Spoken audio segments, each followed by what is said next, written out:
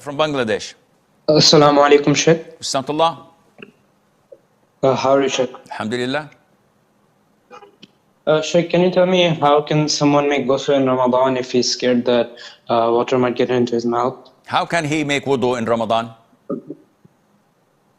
No, Sheikh, because sometimes water is splashing and it might touch your mouth. Answer me. When you make wudu, how do you ensure that you don't get any water in your mouth? I spit out. Khalas, same thing, akhi. No one goes under the shower and opens his mouth like a hippopotamus and fears water coming in. We all stand under the shower, we make our ghusl, our mouths are sealed and closed. And when we want to rinse it, we rinse it like we do in wudu and spit it out. That's it. There's no way that water would come involuntary, akhi. Get this out of your head. Eve from Germany. Assalamu alaikum, Sheikh. Assalamualaikum.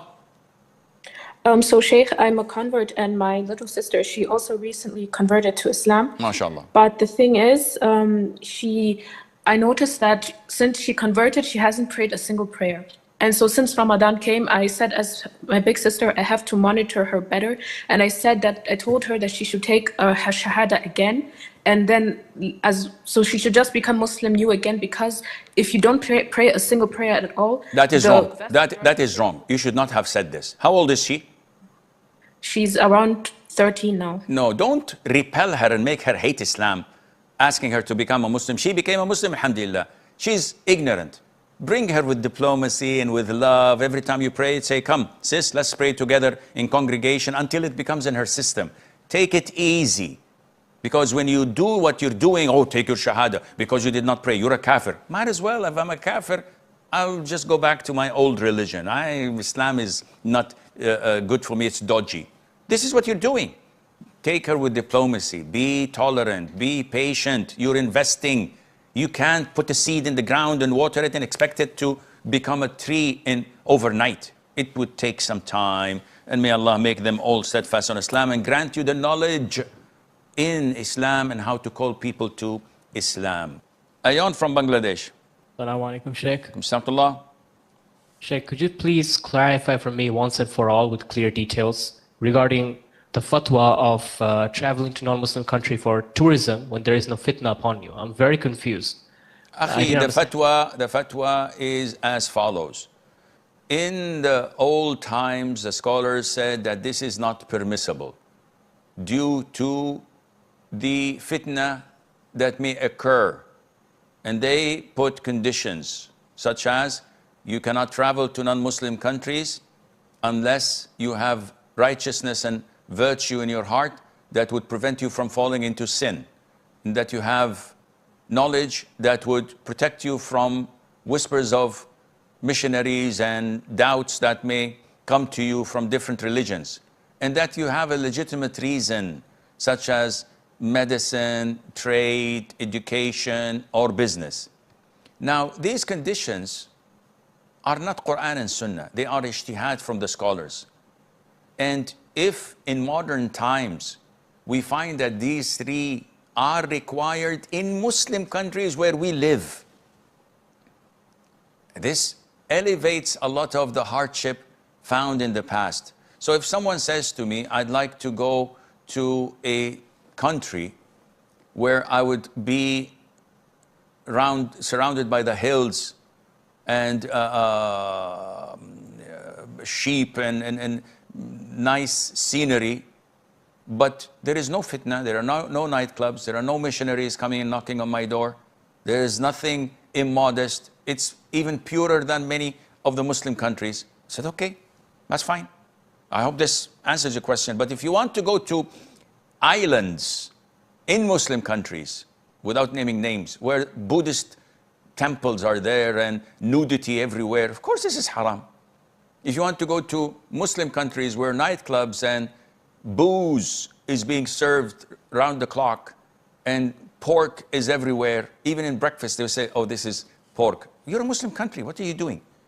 When you go to the airports and you see all them booze being sold for free almost, and gambling and the likes, and it's a Muslim country, of course it's haram to go there.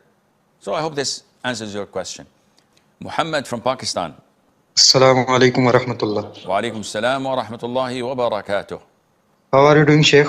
Alhamdulillahi Rabbil Alameen. So, Sheikh, if water drops fall on a bathroom floor that is impure, and then tiny splashes from that wet floor reach a person's buttocks without while he is sitting on a eastern toilet and can't see his back, is that area considered impure? And if Can you someone later swear? washes, Can you swear by Allah that it is najasa on your back? Yes or no?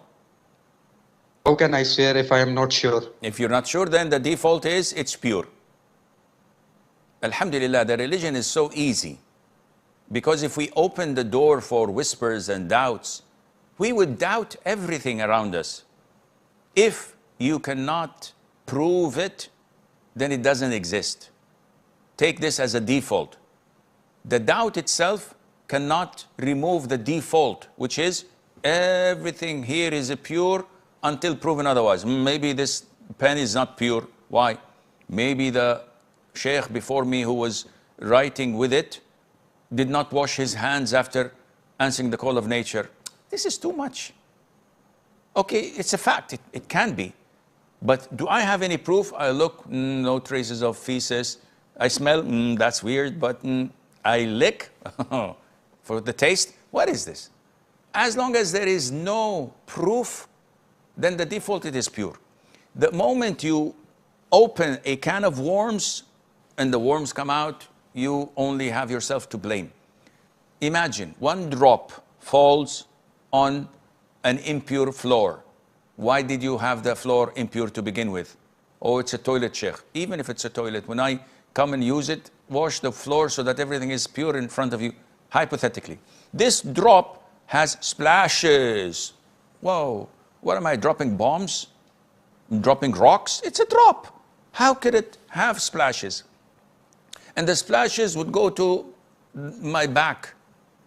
And now I am doubtful if it's najis or not. Can I prove? No. Then the default, it is pure. Talal from Canada. Assalamu alaikum. Salam. Sheikh, yesterday I asked you about moon sighting and you said me to follow the authorities in Canada. And that's what I did. But now, Sheikh, my question is different, like related to Taraweeh. Like the imam, he started the first juz on the night when the moon was not sighted. And I also, now my question is, it doesn't matter. It doesn't matter, Akhi. If you're concerned with him beginning the first juz of Al-Baqarah outside of Ramadan and me being an imam or a co-imam, now I'm in the first night of Ramadan, I'll begin with the second juz. It doesn't matter. Is this your question, Talal? Yes, Sheikh, this was my question. Barakallahu feekum. Okay, just to add for your information and for those who are watching, I know it's rude to interrupt, but it's my nature not to be rude. Sometimes it is, but to interrupt because I know your question due to the experience. So instead of wasting the time and listening to a long question with details that are not important, I'd rather just give you the answer up front and an extra bit of information. It is not mandatory to complete the Qur'an in Taraweeh.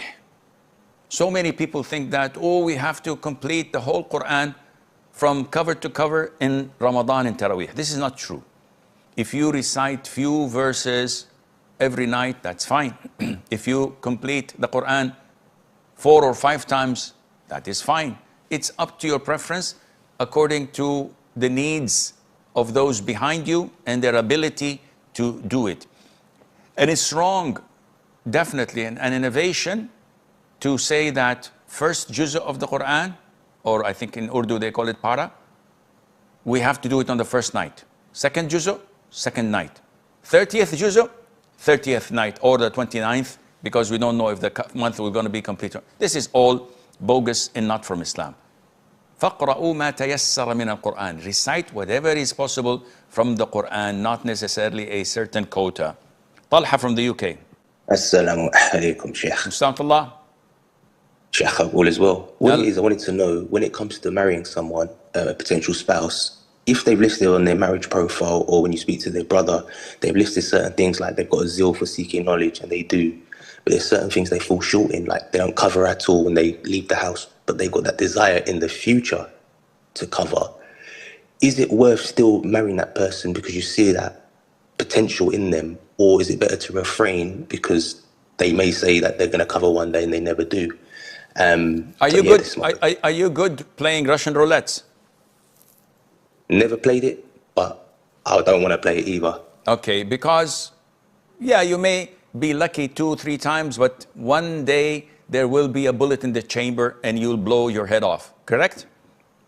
Yeah, definitely. Yeah. So this is why when you want to get married, why risk it? No, go for someone who is ready, who's fully hijabi, niqabi, practicing, being okay with being a housewife while you're providing and taking care of the house. Why would I go to someone who's not wearing the hijab? That someone who has all of her pictures on Instagram and she shoots selfies and she likes to go out and ski and sunbathe, but she's interested maybe one day of hijab. She goes to movies, she listens to music, she attends concerts, but one day she's considering, inshallah, quitting all of this. You gotta be nuts. No, go for someone who is raised in a household that is known to be practicing. The woman is practicing by choice. She wants to be practicing and continuing to be practicing, inshallah. Vishal from Pakistan. Assalamu alaikum, Sheikh. Alaikum salam to Allah.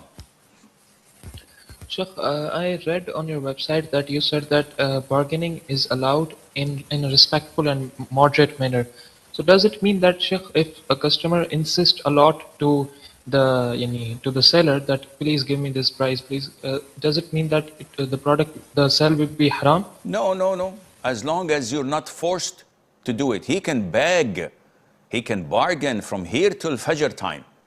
No, please make it 5 instead of 10. I'm the seller. I said, sorry, I can't. Please, I beg you, I'm on my knees. Sorry, I can't. Khalas. End of story. Let him beg from here till Fajr time.